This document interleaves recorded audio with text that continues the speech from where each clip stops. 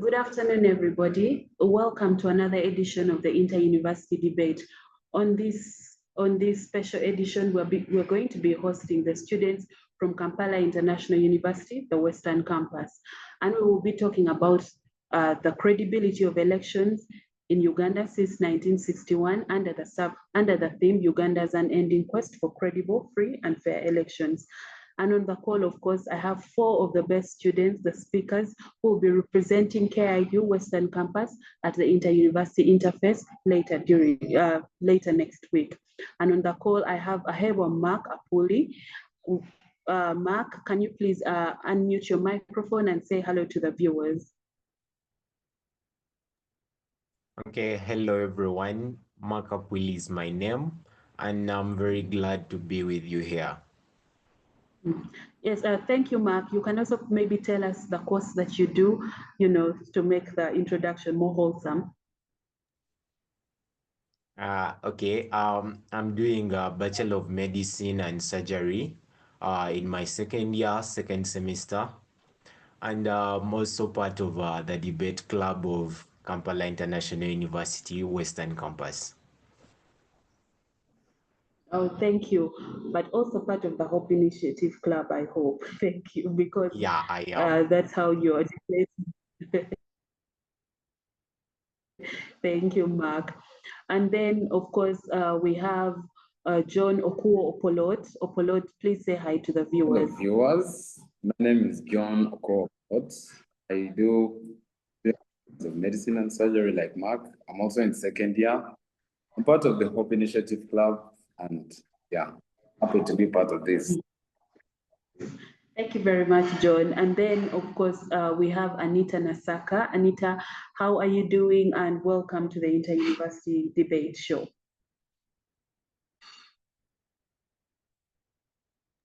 Anitah?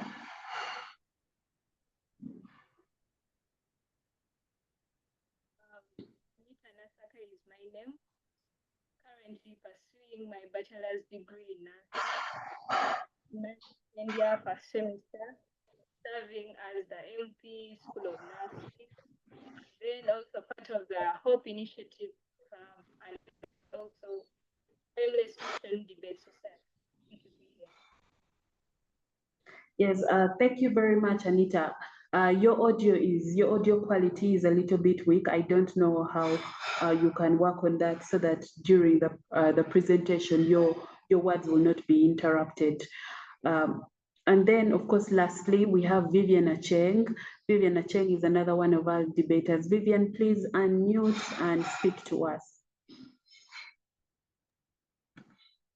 Good afternoon, viewers.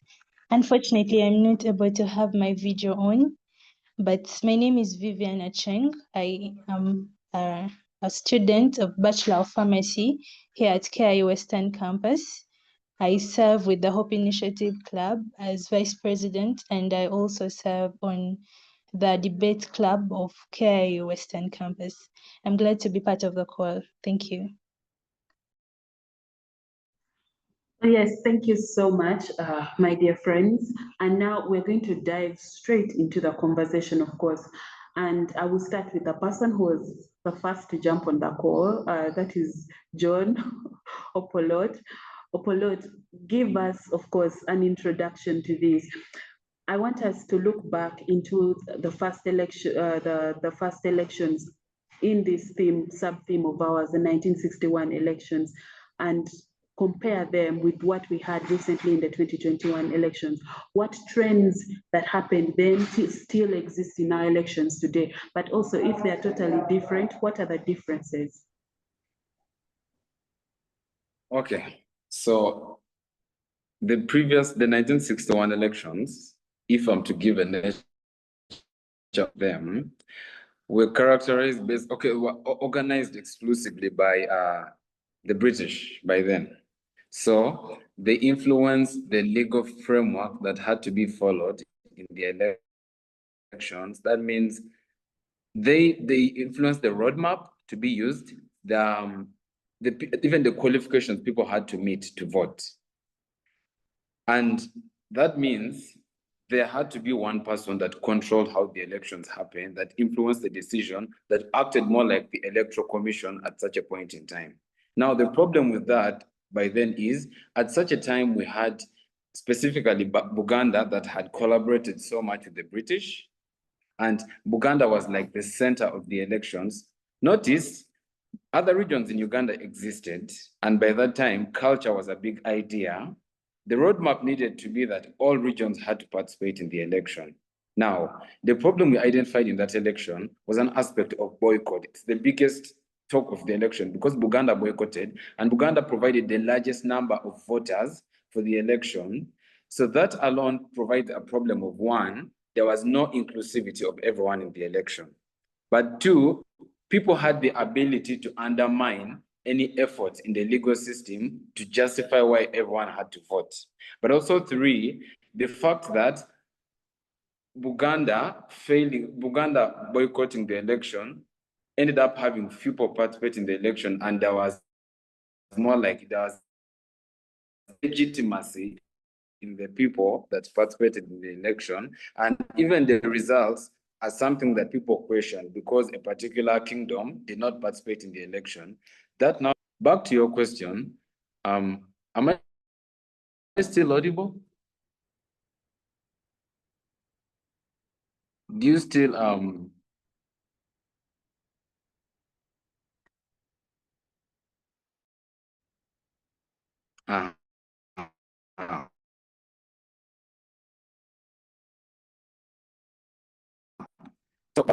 influenced, meaning having one particular body, the Electoral Commission, being controlled by a particular person, being controlled, for lack of a better word, being controlled by a leader that is chosen by the existing presidential body, means now individuals have the right to boycott an election. And we have seen particular regions failing to participate in the elections, even when the constitution dictates every Ugandan has the right to vote. That means individuals still believe that once the Electoral Commission is being controlled by a particular system, by a particular body, there is no legitimacy. But also the aspect of how that has created room for more manipulation, I could say, for lack of a better word, manipulation, since manipulation happened then, the manipulation that happened then was a primary actor in the election, that was Buganda, running, boycotting the election. That means now individuals who feel are less likely to win an election have the capacity to influence voters in a particular region to boycott an election. So I think that one election has now formed a basis for anyone to have an idea and an ideology of manipulating the electoral system because they will have a reason to back themselves up. Yeah. So I think that is the major issue, that from that particular election, that was the biggest issue that we had. Yeah.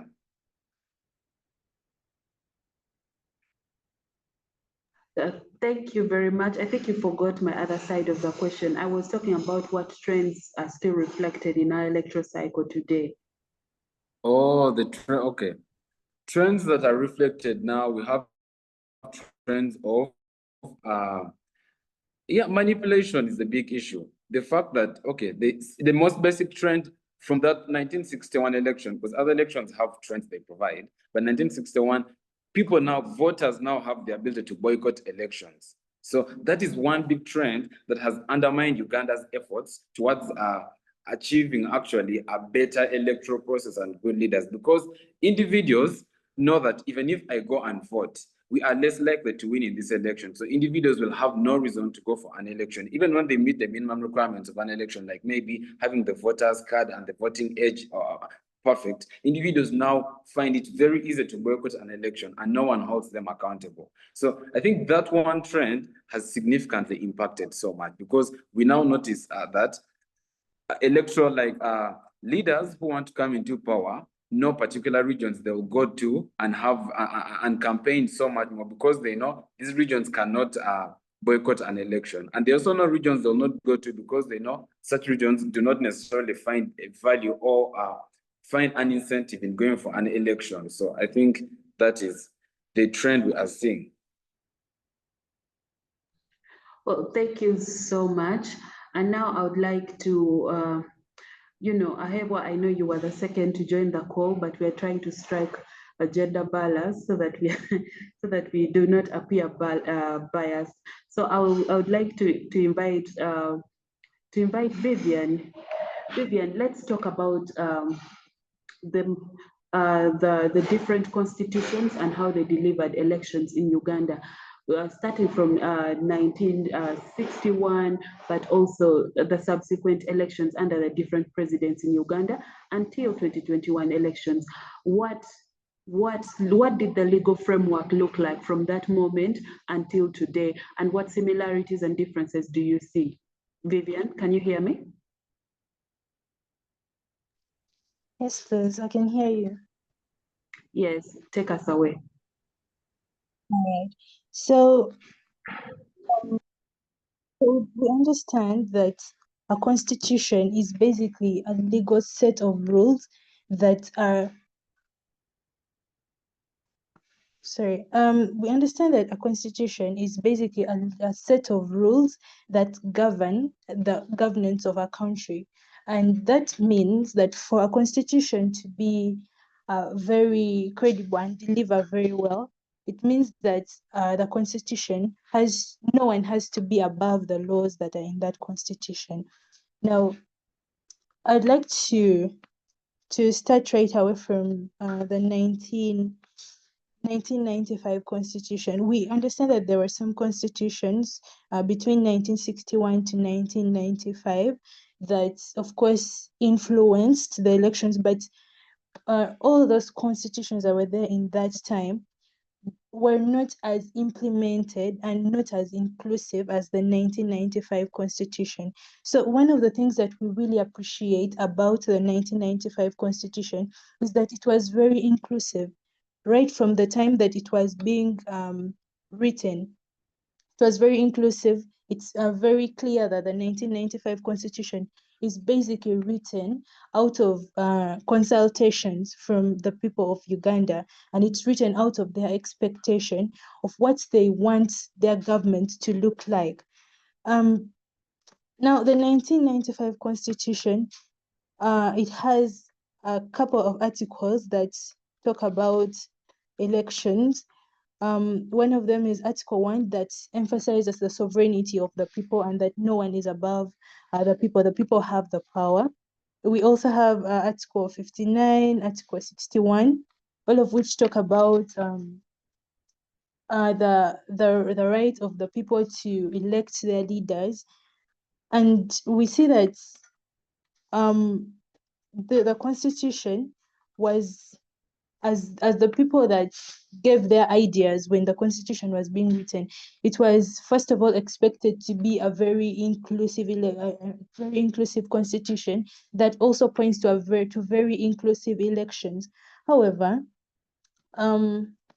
first of all, we talk about the EC, which is one of the biggest frameworks for elections, or basically the body that organizes and handles the elections that take place in the country. So the EC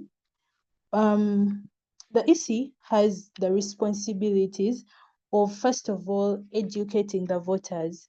And I think that our EC it's a good body. It has a good setting. We believe that even the people that are entrusted the responsibility of leading the EC do have the qualifications to lead the EC, and they also do have the qualifications to ensure that the elections are properly handled all through the process. However, it's also very evident that a lot of the Ugandan people do not completely understand the concept of an election, what a free, fair, and credible election look like. And that undermines the concept of inclusivity, because there is a good percentage of the Ugandan citizens who actually go to cast a vote but do not understand what that vote stands for. So as the EC that was given that responsibility to take care of the elections in that constitution does really affect it.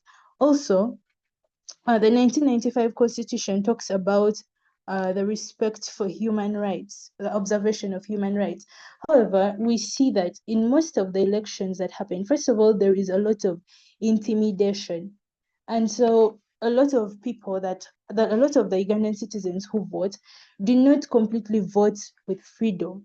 They vote out of coercion. To start with, the Uganda has not necessarily experienced a very peaceful transition in government ever since 1961 to date. Actually, we have seen the Ugandan transition of government happening through militarization, through intimidation, through manipulation of elections, and so that undermines, and so that's in itself showing us that if there is intimidation, that means that people are not voting out of freedom, and that undermines the rights of the Ugandan people to be free.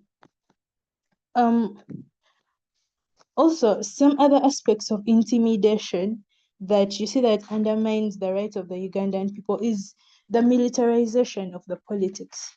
That we look at the heavy deployment. So much. I do not want you to preempt our future conversation. So thank you so much for that thoughtful contribution.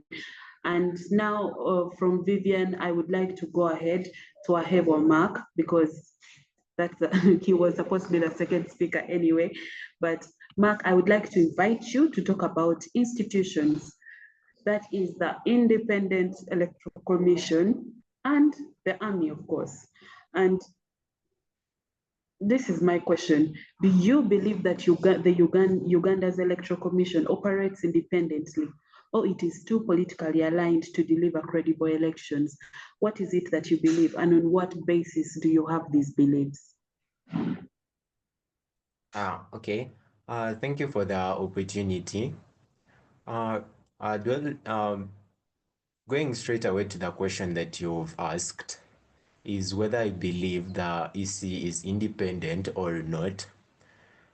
Basically, from the constitutional point of view, I would say the EC is independent because the Constitution gazettes it as an independent institution that is supposed to give a free and unbiased kind of electoral processes, right away from the organization of the elections to the announcements and all that. But then, it being an independent body, I personally believe that at some point it is still inclined onto, let's say, a given side, which could be maybe the ruling party. Why? Because it is the executive that inherently gives the EC some power. So, someone saying that the EC is independent would actually be right and also would be wrong at the same time. This has been basically, from a point of view, you'd look at the ongoings of the current electoral process as we are heading to the 2026 general elections. You find out that at a point in time, there are people who are even incumbent, for example, incumbent members of parliament or local council fives and stuff like that. You will find that someone at that level has been an incumbent, but then later on, they are scrapped off the new voters register. They are stopped from vying for the same post again on precedence that they are no longer, or they are not anymore, a voter of a certain region. So you find that at a certain point, the EC may be inclined onto a certain side. But then we should also not look at it as a very bad institution in regards to the electoral process, because it has tried to uphold some of the few values that we are actually looking up to it.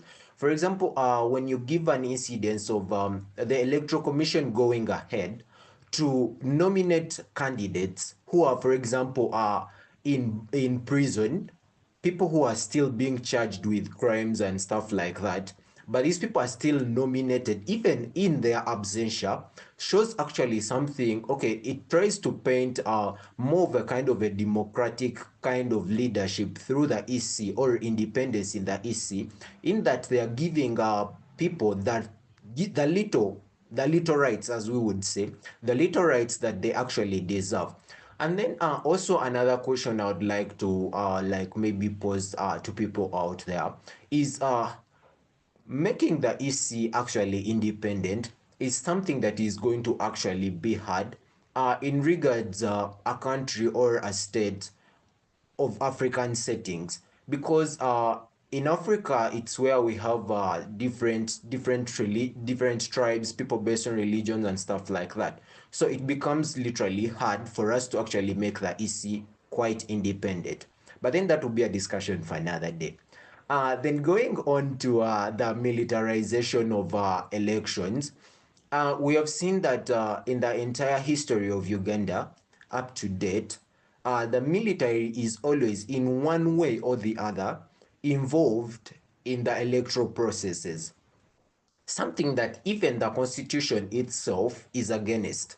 But then literally we still see it happening right away from the times of Obote, when they ousted when they raided the Kabaka, who was the first president by then, to all the other presidents, Obote too, and Tito Kelo Lutua, up to the current president.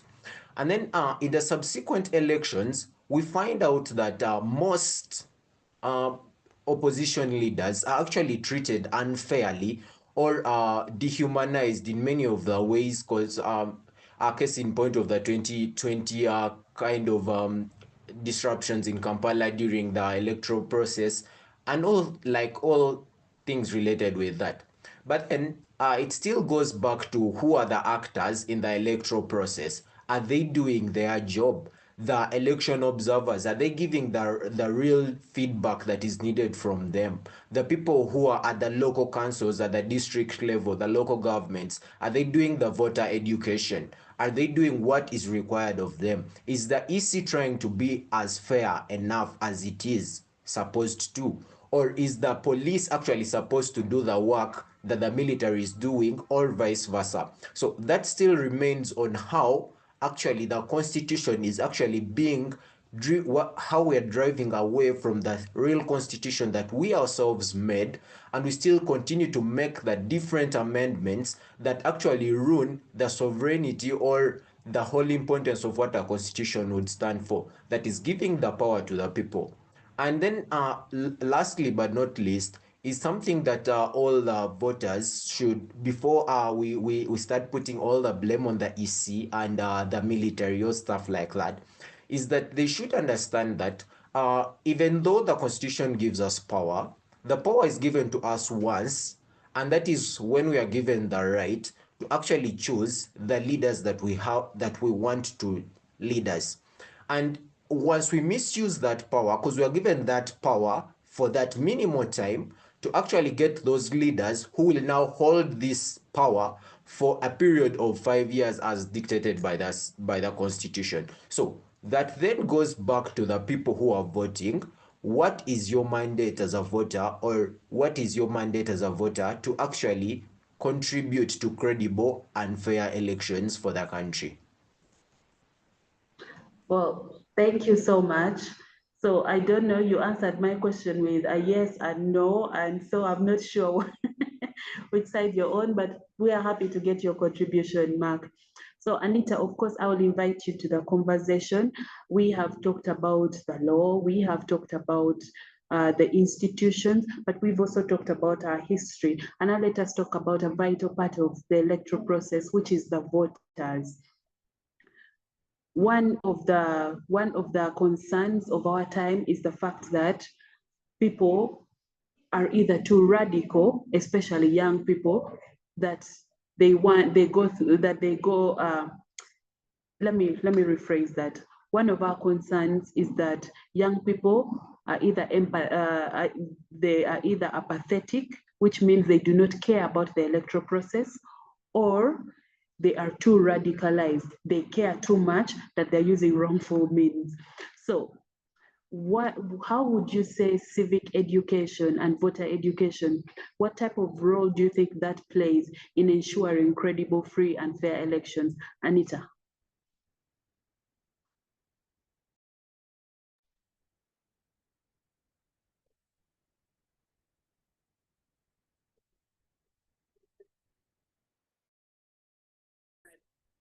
voters are so Anita, allow me interrupt you, but we did not get the first part of your submission, and I really wish there was a way we could get your audio clearly because you're a bit low. Can you try again and we see?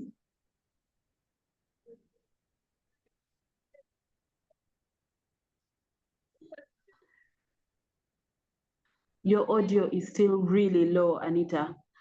Mark, can you hear her?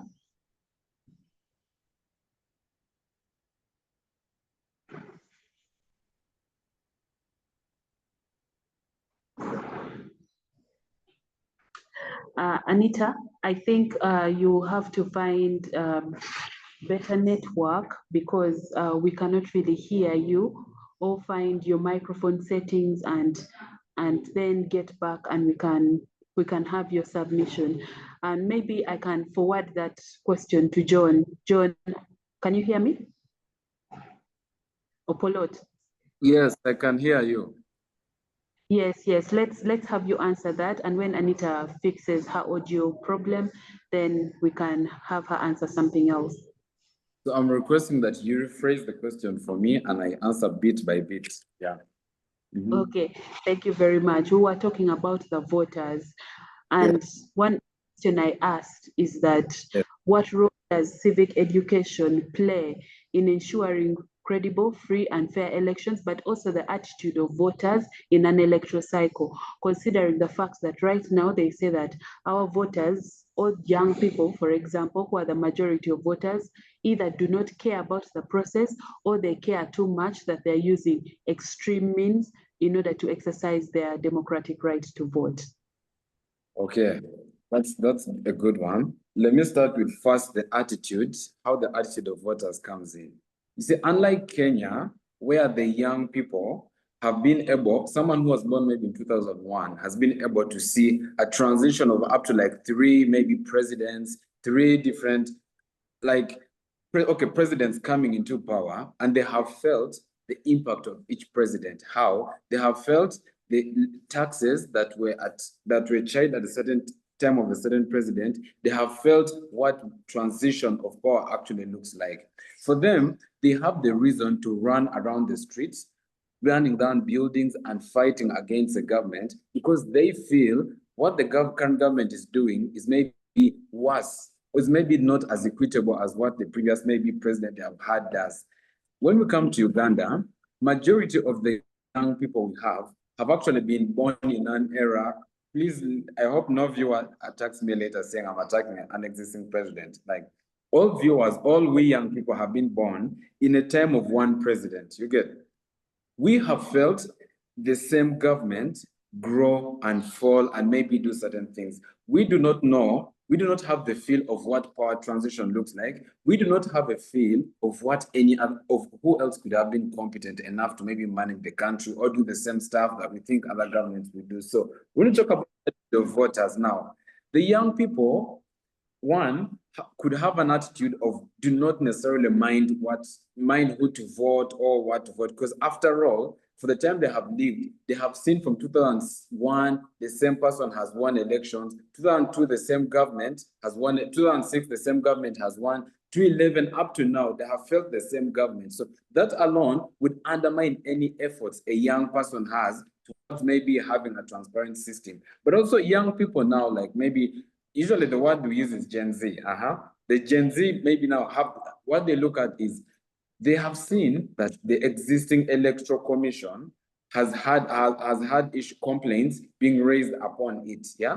And the belief would be, when people complain about an electoral commission should reform. But for the past, let's say 20 years, someone has existed as a youth in Uganda. They haven't seen any possible reforms to the electoral commission because, one, the same electoral commission is having what we call an incumbency advantage of the existing existing political party. So young people would find no need to even waste their time coming in for elections or minding what elections do. Now let's look at the extreme, or maybe the few young people in Uganda who are trying so much to see that things change. let's look at, if you run back to 2021, where majority of the young people were in support of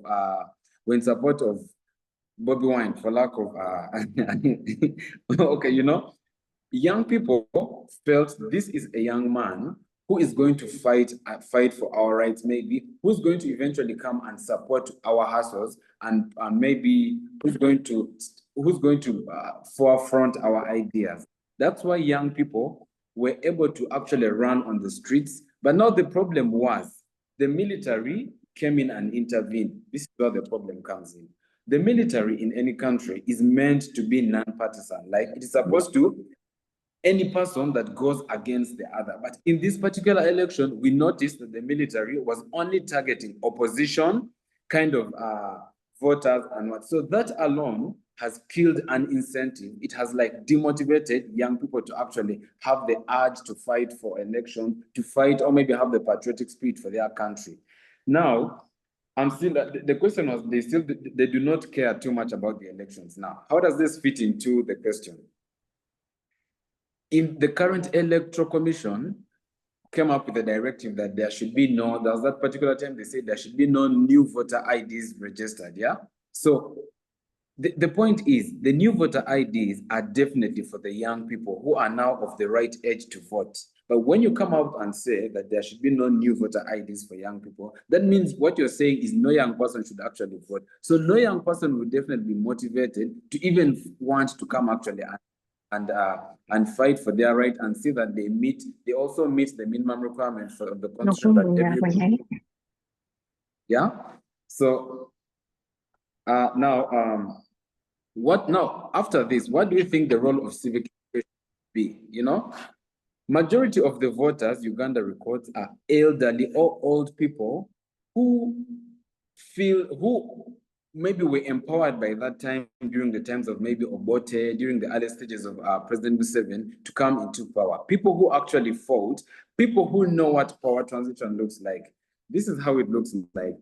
An old man is going to vote the same political party because he felt the impact of transition in power. That is the Bush War. He felt the impact. Maybe people in northern Uganda who lost their animals because of power transition and power dynamics. So an old man is propelled to go back and vote into power, maybe vote the same government, or go and vote because he wants peace. Yeah.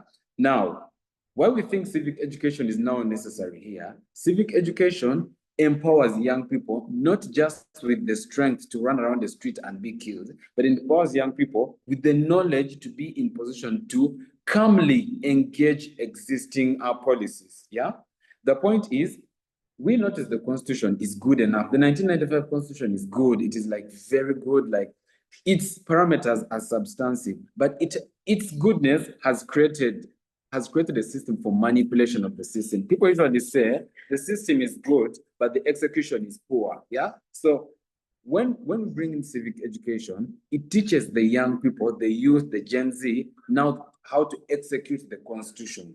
That means when we have Gen Z that eventually get the opportunity to come into power, or maybe come in through elections and be voted, they know what to prioritize when it comes to ensuring that Uganda eventually comes to what we call fair elections, or a more democratic kind of state. So that is what civic education can do in terms of empowering young people. Have I answered the question? Well, thank you. Yes, thank you very much. And I think we have Anitah back on the call. Anitah, are you able to hear us now and to communicate, Anitah?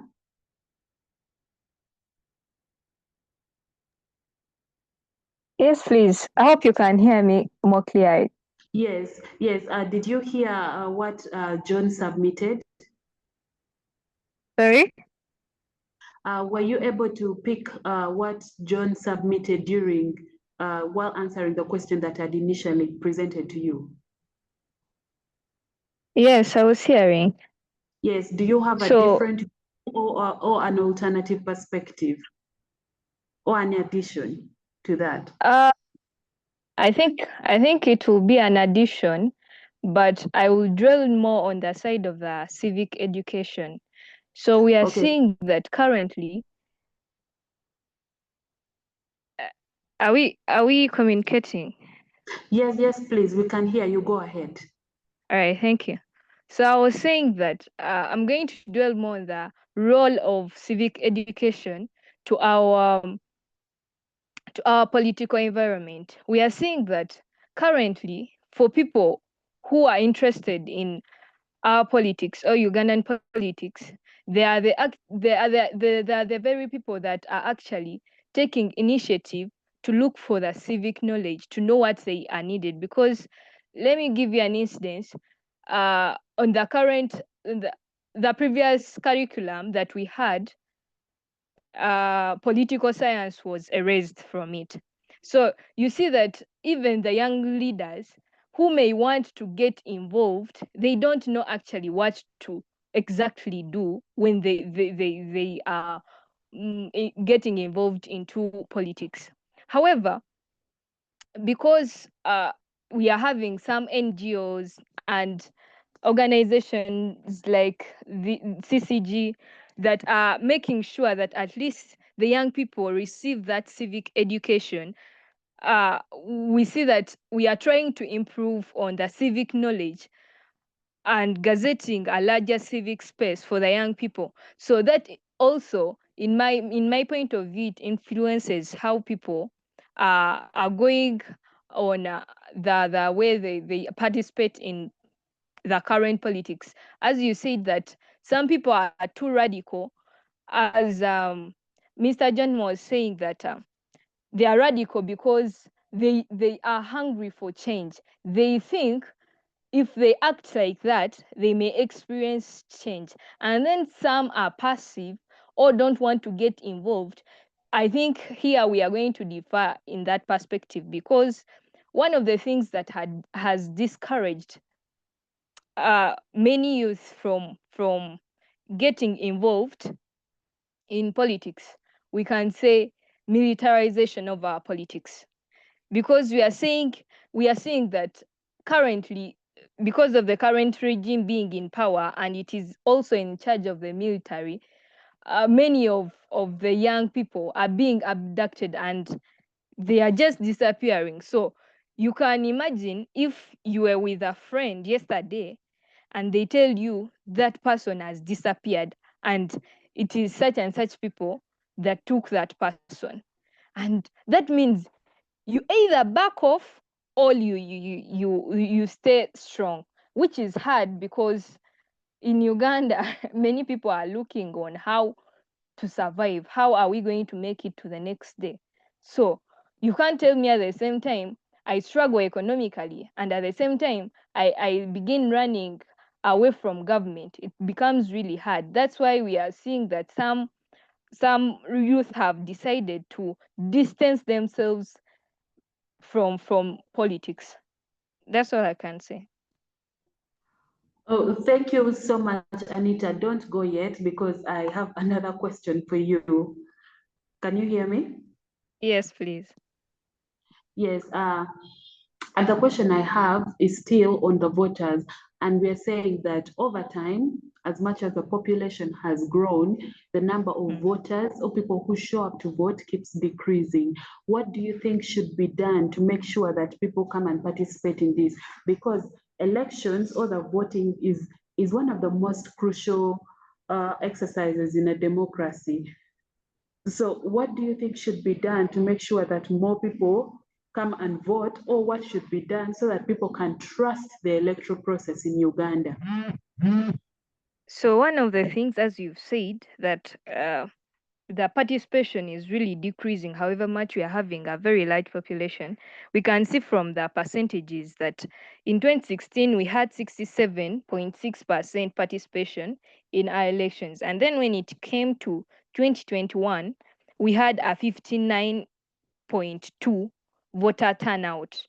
So you see that we are having a very large population, and from the view of the politics, maybe the campaign staff, you see a large number of people in the rallies, but when it comes to voting, there are very few people.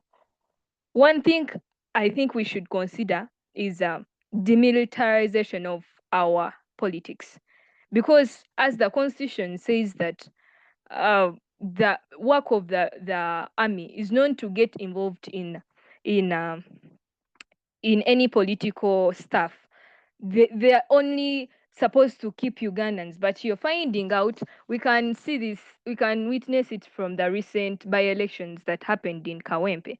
We saw a lot of army vehicles. We saw that jet. We saw very, very loaded military vehicles in places where they were going to vote from. So one, you're going to create fear in people that are supposed to get involved. That means it is only the brave ones that will go on and participate into the elections.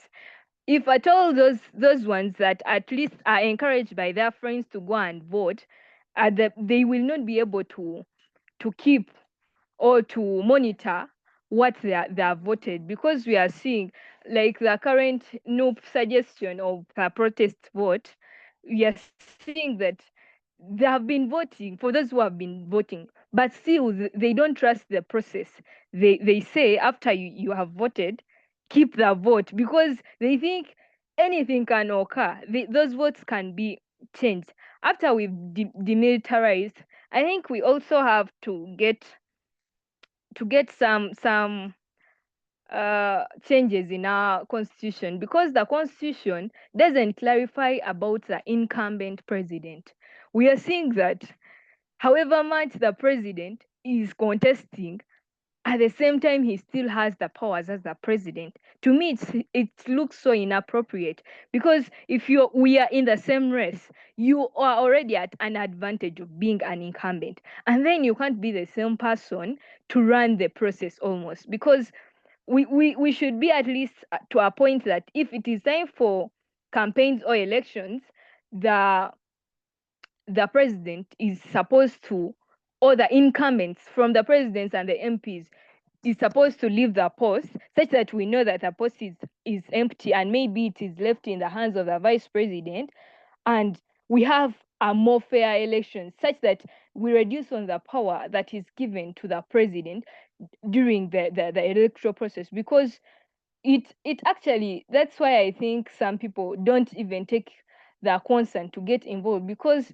it's already the president, and we know the president is the one appointing the electoral commission chairperson, and it is the same person you're telling me I'm competing with. So you see that it's already an unfair game. We can say maybe when you're going to football, it is already a 2-0 game. Then for you, you're saying we are beginning a new game. Yeah, that's what I can say for now. Thank you. Oh, thank you so much, Anitah, for that contribution. And now I would like to, keeping the order in mind, of course, I would like to invite Vivian, and then we will probably close the conversation with Mark. Vivian, can you hear me?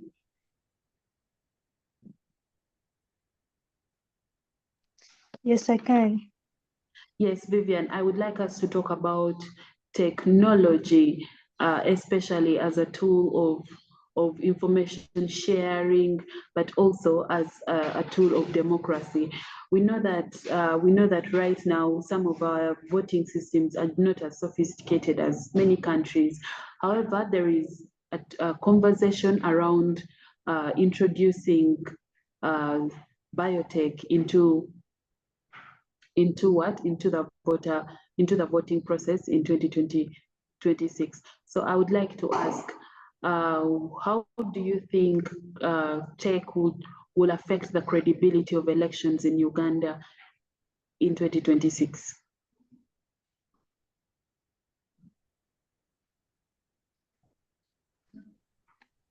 Thank you so much, Nancy, for that question. So there's some key aspects of using technology that we have to understand if we are going to incorporate into our system.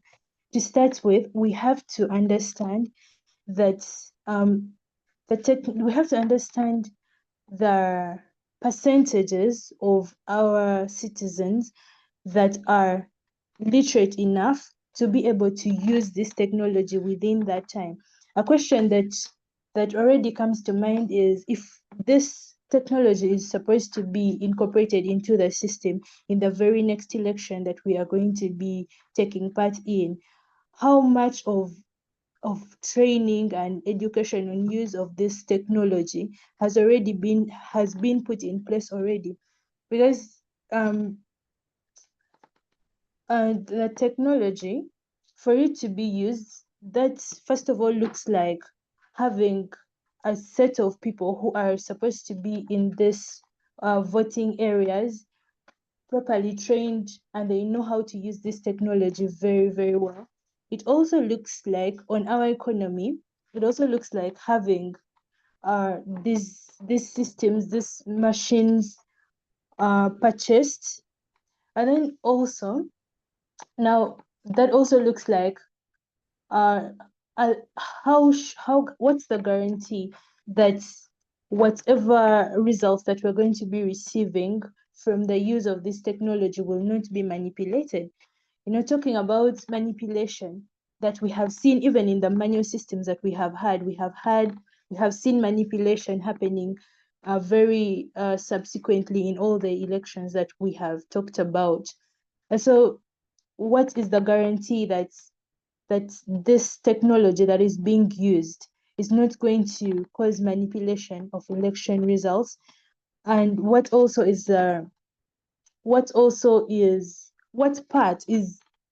are the voters going to, how are the voters going to engage with this technology to produce the results?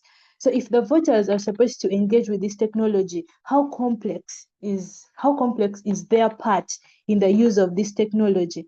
Those are some questions that we have to look at, and I think that that presents a bigger role and responsibility to the EC concerning the education of voters on the use of this technology, so that a person deep down in the village who has never used this technology before, they're going to be able to cast their vote in the same way as someone who has been in a city, who understands, who probably has interacted with this kind of technology before. So that presents a responsibility to the EC on education of voters.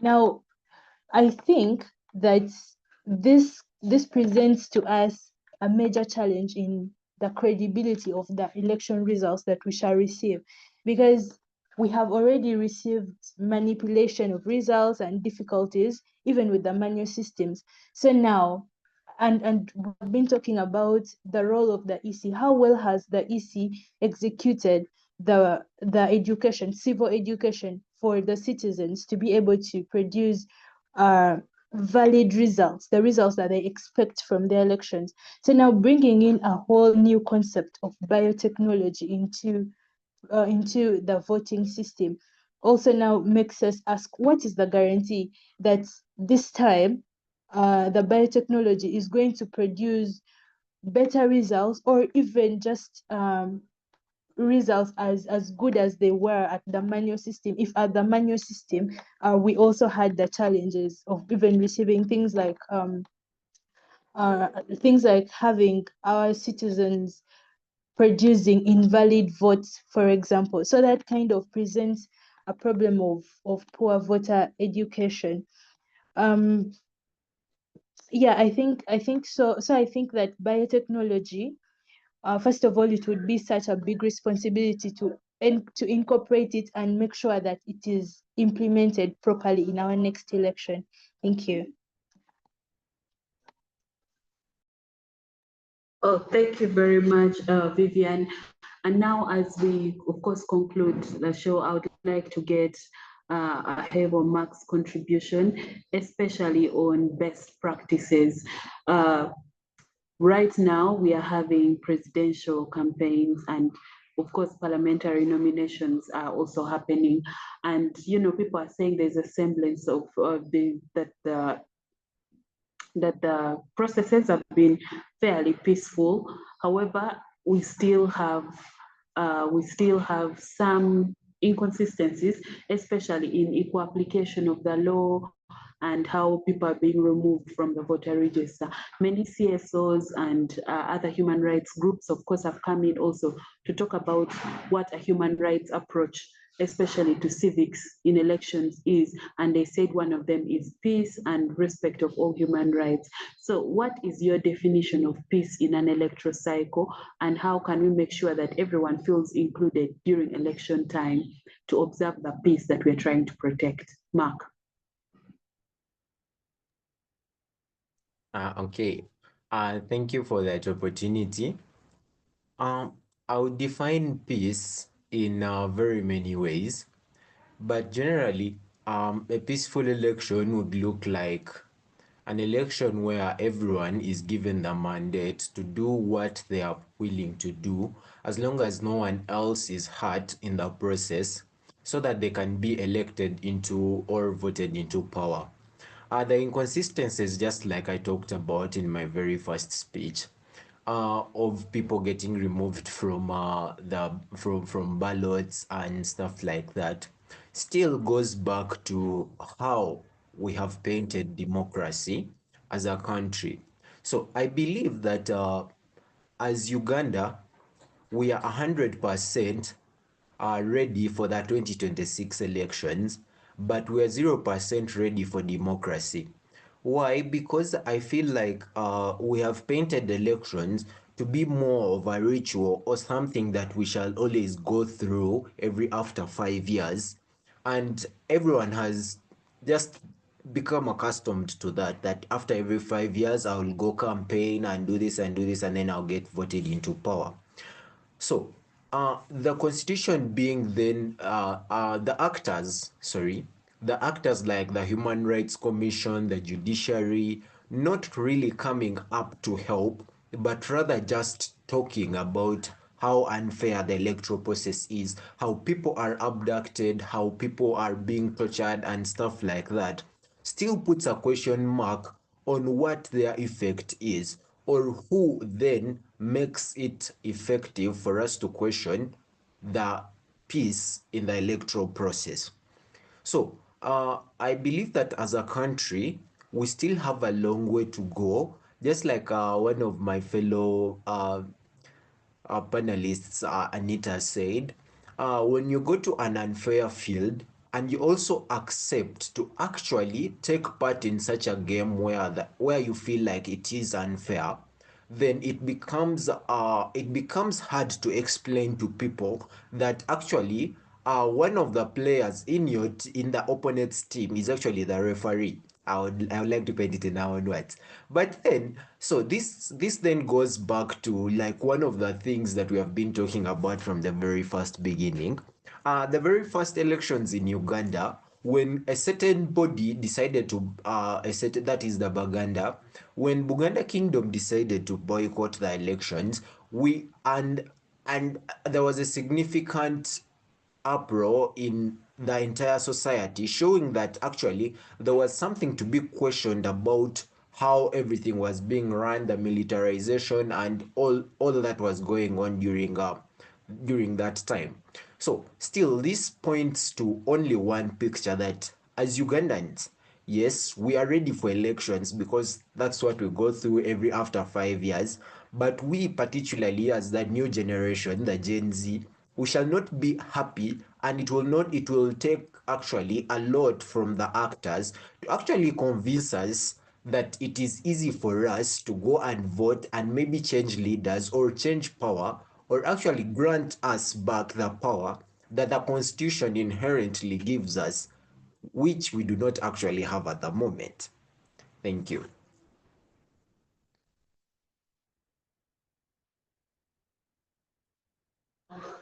Thank you so much, Mark, for that thoughtful contribution, and for all of you for joining the call. This has been the perspective of the students of Kampala International University on the credibility of elections in Uganda from 1961, under the theme Uganda's Unending Quest for Credible, Free and Fair Elections. I had on the call Aheebwa, Mark, Anitah, Nassaka, John, Okou, Opolot, Vivian, Aceng, and thank you so much for joining us. Have a good afternoon.